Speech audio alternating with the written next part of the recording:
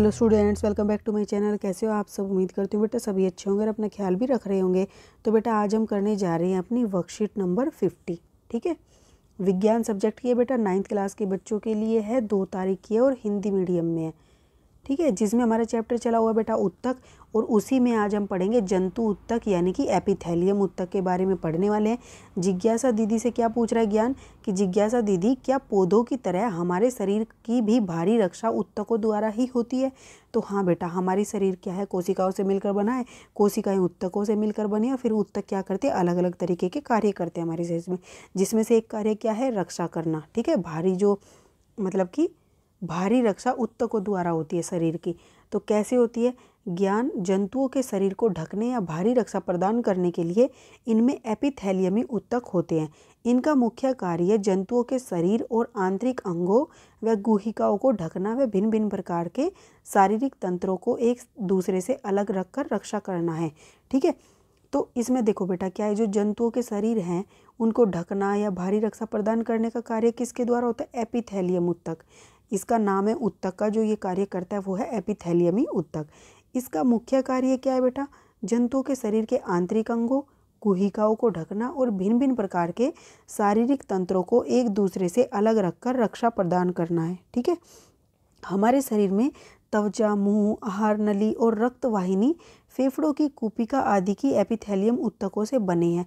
अब जो हमारा शरीर है उसमें जो त्वचा हो गई बेटा, हमारी मुंह हो गया, आहार नली हो गई, रक्त वाहिनी, ठीक है, जिसमें से रक्त बहता है, फेफड़ों की कूपिकाएं हो गई, वो सभी क्या है, एपिथेलियमी उत्तक की बनी हुई है। ठीक है, या उनकी जो भारी परत है वो इस चीज़ की बनी हुई है।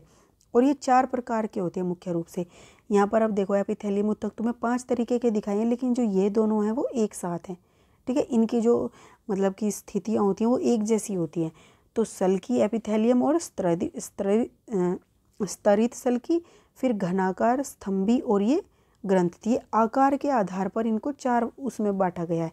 तो देखो बारी बारी से हम सारों को पढ़ते हैं बेटा। सल्की एपिथेलियम तथा स्तरित सल्की एपिथेलियम। ठीक है, ये क्या होते हैं? तो देखो आपको यहाँ पर दिखाए गए हैं। इनकी कोशिका बहुत पतली और चपटी होती है। तो इनकी कोशिकाएं देखो बेटा बहुत पतली पतली और चपटी होती हैं। चपटी मतलब इस तरीके से, ऐसे एक पूरा प्लेन पेज एक चपटा हो जाएगा, उसको एक तरीके से चपटा बोलेंगे, जो कि ऐसे टाइप में होगा, मतलब कि किनारों से बहुत ज़्यादा पतला। उसकी जो मोटाई है वो पतली है लेकिन वो चौड़ा बहुत है।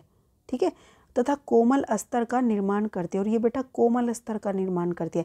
अस्तर मतलब एक सतह का। ठीक है, जैसे रक्त वाहिनी, फेफड़ों की कूपिकाओं का विसरण करने वाली सतह, आहार नली और मुंह का अस्तर, देखो ये सॉफ्ट होते हैं। ठीक है, तो ये क्या होती है, पतली और चपटी होती हैं, और ये क्या करती है, कोमल अस्तर का, सॉफ्ट अस्तर का निर्माण करती हैं। ठीक है, त्वचा की सल्की एपिथेलियम कई परतों में व्यवस्थित होकर स्तरित सल्की एपिथेलियम उत्तक का निर्माण करती है।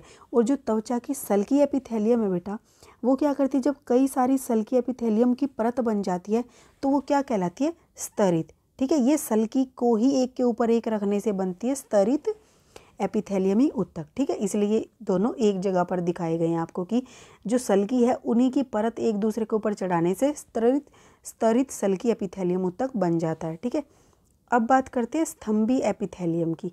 ठीक है, तो स्तंभी एपिथेलियम क्या होता है बेटा?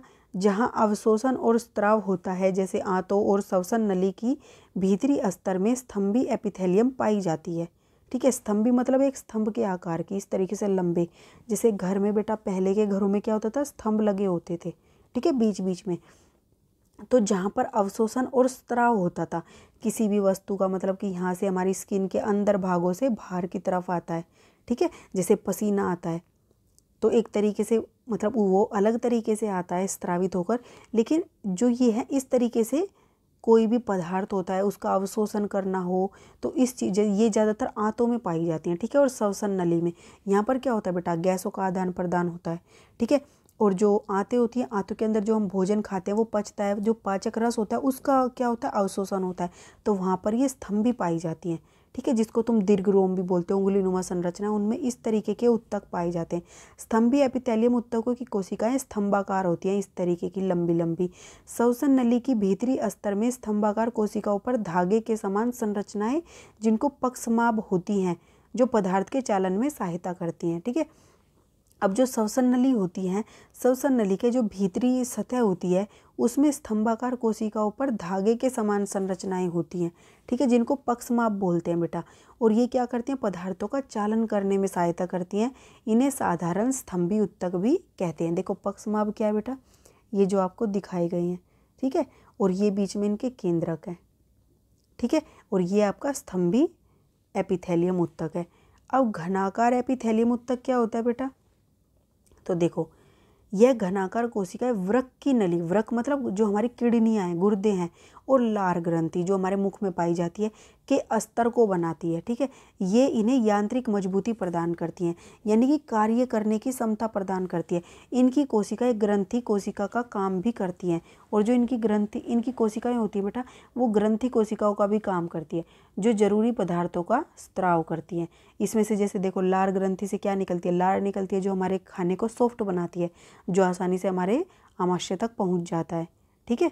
और ये इस तरीके की होती है घनाकार, घनाकार मतलब बेटा घन के आकार की होती हैं ऐसे, ठीक है। अब नेक्स्ट क्या है, ग्रंथिल एपिथेलियम। कभी कभी घनाकार एपिथेलियमी उत्तक का कुछ भाग अंदर की ओर मुड़कर एक बहुकोशिकीय ग्रंथि का निर्माण करता है। तो जो घनाकार उत्तक थे ये कई बार अंदर की तरफ ऐसे मुड़ जाते हैं, ठीक है, और फिर एक नई उत्तक का निर्माण करते हैं जिसको क्या बोलते हैं, ग्रंथिल एपिथेलियम उत्तक, ठीक है। इसके अंदर क्या होता है, जो जरूरी पदार्थों का स्त्रावन करती है, जैसे कि पसीना, श्लेष्मा, अश्रु, जो आंखों से आंसू आते हैं बेटा, या फिर पसीना आता है हमारी त्वचा से बाहर, तो वो इनकी वजह से आता है, ठीक है।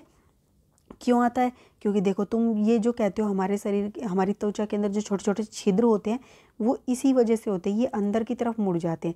तो ये छिद्रों में से फिर क्या होता है, यहाँ से पसीना स्त्रावित होता है, ऐसे ही क्या होता है, श्लेष्मा स्त्रावित होता है, ठीक है, हमारे आमाशय के अंदर निकलता है ये, और हमारी जो नासिका है नाक के अंदर से भी निकलता है, और आंखों से अश्रु निकलते हैं। ये सब ग्रंथिल एपिथेलियम की वजह से होते हैं, ठीक है। अब कुछ क्वेश्चन आंसर कर लेते हैं बेटा। कुल मिलाकर ये हमारी रक्षा करने के कार्य करते हैं। तुम जितने भी देखोगे लार है हमारे भोजन को क्या कर रही है, आसानी से भेज रही है, तो हमारी एक तरीके से क्या कर रही है, प्रोटेक्शन भी कर रही है। दूसरा, जो बाहर की त्वचा से टूट फूट से बचाते हैं, ठीक है। अब एपिथेलियम उत्तक के क्या कार्य होते हैं, ये कहाँ पर स्थित होते हैं, तो बेटा देखो एपिथेलियम उत्तक कहाँ पर स्थित होते हैं, ये रहा हमारा क्वेश्चन। तो ये क्या होते हैं, जंतुओं के शरीर को ढकने या भारी रक्षा प्रदान करने के लिए इनमें एपिथेलियम उत्तक होते हैं, ये तो रहने देना।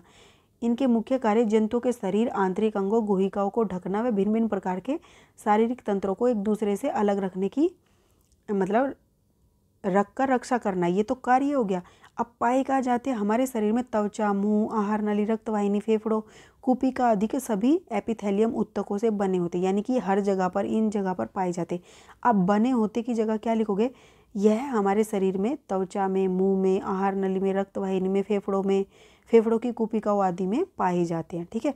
क्या लिखोगे, मैं फिर से बता रही हूँ, यह हमारे शरीर में त्वचा में, मुंह में, आहार नली में, रक्तवाहिनी में, फेफड़ों की कुपिका आदि में पाए जाते हैं। फिर उसके बाद इसके मुख्य कार्य जंतुओं के शरीर की आंतरिक गुहिकाओं को ढकना व भिन्न भिन्न प्रकार के शारीरिक तंत्रों को एक दूसरे से अलग रखकर रक्षा करना, ये लिख दोगे आप फर्स्ट में। नेक्स्ट क्वेश्चन क्या है बेटा आपका, नेक्स्ट क्वेश्चन है एपिथेलियम उत्तक सामान्यतः कितने प्रकार के होते हैं। तो बेटा देखो एपिथेलियम उत्तक जो हैं हमने कितने प्रकार के पढ़े थे, 4 प्रकार के पढ़े थे, आप यहाँ से लिख दोगे, ठीक है। यह 4 प्रकार के होते हैं, इस तरीके से ये सारे आप लिख दोगे इसमें, ठीक है। 5 भी चाहो तो 5 भी लिख सकते हो, नहीं तो आप इसको इसके साथ भी जोड़ सकते हो, ठीक है। अब नेक्स्ट क्वेश्चन क्या है बेटा हमारा, कि स्तंभी एपिथेलियम उत्तक कहाँ स्थित होता है और इसका क्या कार्य है, एक कार्य लिखो। तो देखो बेटा स्तंभी ये रहा हमारा, ठीक है। तो यहाँ से लिखोगे आप, ये कहाँ पर होता है, ये यहाँ से लिखोगे बेटा, आंतों और श्वसन नली के भीतरी स्तर में स्तंभी एपिथेलियम पाई जाती है, ठीक है। अब इसका कार्य क्या है, कार्य आप यहाँ से लिखोगे बेटा, यह अवशोषण और स्त्राव होता है यहाँ पर, और ये श्वसन नली के भीतरी स्तर के स्तंभाकार कोशिकाओं में धागे के समान संरचनाएं होती हैं, ये कार्य लिख दोगे। और यहाँ से लेकर आंतों और श्वसन नली की भीतरी स्तर के स्तंभों में पाई जाती है। देखो मैं दोबारा बता रही हूँ बेटा, क्या लिखोगे आप, यहाँ से लिखोगे यह आंतों और श्वसन नली की भीतरी स्तर स्तंभी एपिथेलियम, देखो यह आंतों श्वसन नली की भीतरी स्तर में पाया जाता है, ये हटा देना, ठीक है। पाया जाता है ये लिख देना, यह आंतों और श्वसन नली की भीतरी अस्तर में पाया जाता है। अब इसका कार्य क्या होता है, पदार्थ के चालन में सहायता करना होता है, जो कि कहाँ होती है, श्वसन नली की भीतरी अस्तर में स्तंभाकार कोशिकाओं पर धागे के समान संरचनाएं होती हैं जो पदार्थ के चालन में सहायता करती हैं, ठीक है। ये लिख दोगे आप। नेक्स्ट क्वेश्चन क्या है बेटा हमारा कि ग्रंथिल और घनाकार उत्तकों में अंतर लिखिए। तो ग्रंथिल और घनाकार उत्तकों में अंतर क्या है बेटा, देखो यहाँ से लिखोगे ये कहाँ पाई जाती हैं, एक तो आपको ये लिख देना है, ठीक है। यह घनाकार कोशिका वृक्क की नलिका और लार ग्रंथियों के अस्तर को बनाती हैं, और ये क्या करती हैं बेटा, ये करती हैं, यहाँ से लिखोगे कि कभी कभी घनाकार एपिथेलियम उत्तक का कुछ भाग अंदर की ओर मुड़कर बहुकोशिक ग्रंथि का निर्माण करता है। एक तो ये हो गया। दूसरा इसमें आप लिख दोगे यह यांत्रिक मजबूती प्रदान करता है और ये जरूरी पदार्थों का स्त्रावन करती है, ठीक है। और इसमें उदाहरण के लिए पसीना, श्लेष्मा आदि, ये इन पदार्थों का स्त्रावन ये करती है, ये लिख दोगे। और यहाँ पर बेटा इसकी कोशिका ग्रंथि कोशिका का काम भी करती हैं और जरूरी पदार्थों का स्त्रावन भी करती हैं, ये आप इसमें लिख दोगे, ठीक है। तो ये थी बेटा आपकी आज की वर्कशीट। उम्मीद करती हूँ आपको अच्छे से समझ आ गई होगी। फिर भी कोई डाउट तो आप कमेंट बॉक्स से पूछ लेना। इस वीडियो में इतना ही, अपना नेक्स्ट टॉपिक हम अपनी नेक्स्ट वीडियो में करेंगे। तब तक के लिए ऐसे हंसते रहिए, मुस्कुराते रहिए, पढ़ते रहिए और आगे बढ़ते रहिए। Thank you.